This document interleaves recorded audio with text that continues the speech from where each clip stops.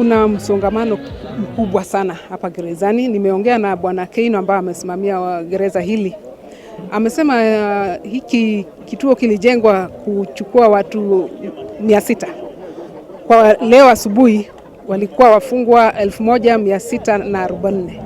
Na ni shida kweli hata ukiona hiyo idadi. Ukiona wale tuko na remand siku ya leo, yani kesi ndogo tuko na wafungwa 500. Na kama wangesaidika kupata bond ama cash bail, gereza haingekuwa imesongamana vile iko sasa. Challenge inatoka upande wa remand. Wengi wanapewa bond ama cash bail ambayo iko juu, na wengi wao ni watu maskini. Alafu unakuta kwamba kesi inachukua muda mrefu bila kukamilika, na hiyo inatuongezea wafungwa kujaa gerezani.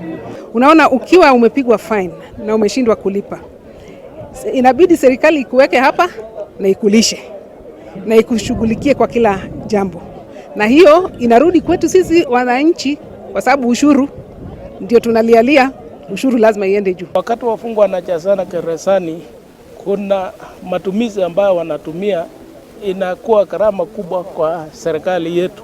So wanapoenda nje ama wanapowaachilia, gharama ya kuweka watu hapa ndani inapungua, na hiyo pesa tunahitaji pia kama nchi kuendeleza mashule, mabarabara na mambo mengine ambaye inasaidia uchumi yetu.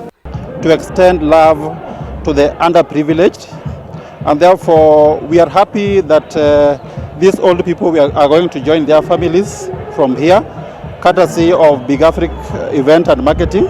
Kwa hivyo ningependa tu kuomba Wakenya tudumisha amani, tupendane, tuache kufanya uhalifu. If you've noticed, most of them, their outside family has neglected them and they've just left them here to rot.